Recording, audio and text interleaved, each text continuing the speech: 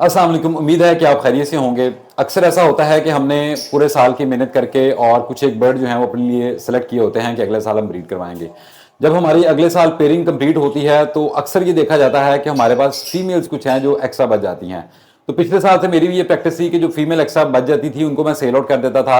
लेकिन last week मैंने experience किया कि एक मेल को दो फीमेल के साथ इस्तेमाल किया। अल्हम्दुलिल्लाह मेरी दोनों फीमेल के साथ ब्रीड आई और एक मेल के साथ मैंने डबल जो थी वो ब्रीड वो हासिल कर ली।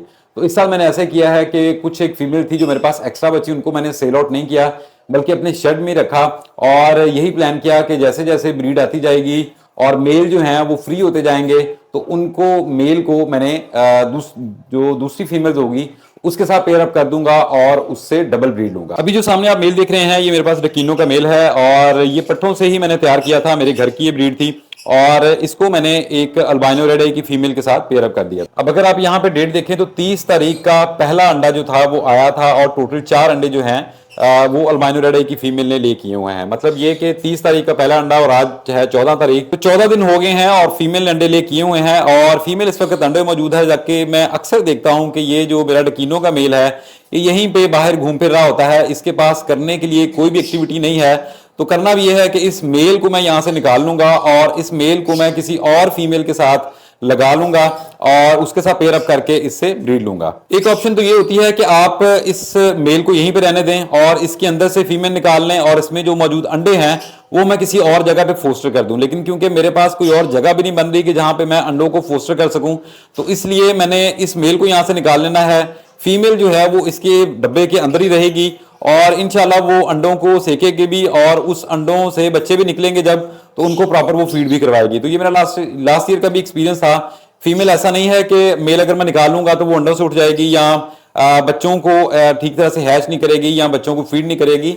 वो बच्चों को फीड भी बिल्कुल ठीक करेगी और इंशाल्लाह बड़े अच्छे बच्चे जो हैं वो पालेगी। तो अगर आप भी एक मेल को दो फीमेल के साथ लगाना चाहते हैं और फीमेल से ही सिर्फ बच्चे पलवाना चाहते हैं तो कोशिश करें कि जो फीमेल के नीचे आपने अंडे ले किए हैं वो तकरीबन 3 से 4 अंडे हों। तो 3 से 4 अंडे जो है वो एक अकेली फीमेल जो है वो बड़े अच्छे तरीके से मैनेज कर लेती है, उनको अच्छी तरह से सेक लेती है और बच्चे हैच होने के बाद उनको अच्छी तरह से पाल लेती है।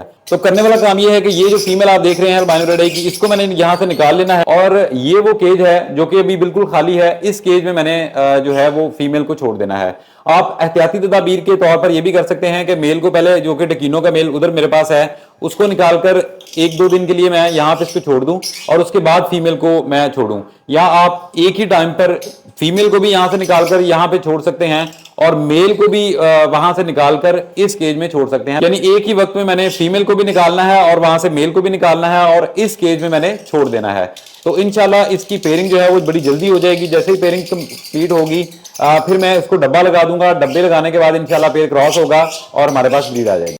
तो सबसे पहले मैं यहां से मेल को निकाल लूंगा। पहले मेल को निकालते वक्त ये फीमेल उड़कर बाहर आ गई है और यहाँ पर अगर मैं आपको अंडे भी दिखा सकूं तो इसके 4 अंडे हैं अल्हम्दुलिल्लाह और चारों के चारों जो हैं वो फर्टाइल हो चुके हुए हैं।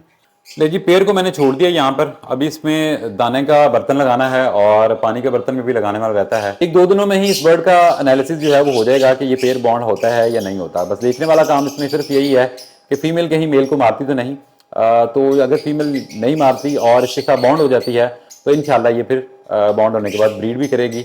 अस्सलाम वालेकुम जी, आज पहला दिन है इस पेड़ को सेपरेट किए हुए। तो अगर आप देखें तो ये पेड़ एक दूसरे के सर को खुजला रहा है, यानी कि ये पेड़ जो है ये बॉन्ड हो गया है। तो आप इस तरह से एक एक्स्ट्रा मेल को निकाल कर किसी दूसरी फीमेल के साथ लगा सकते हैं और डबल ब्रीड इसे हासिल कर सकते हैं। Thank you for watching. Allah Hafiz.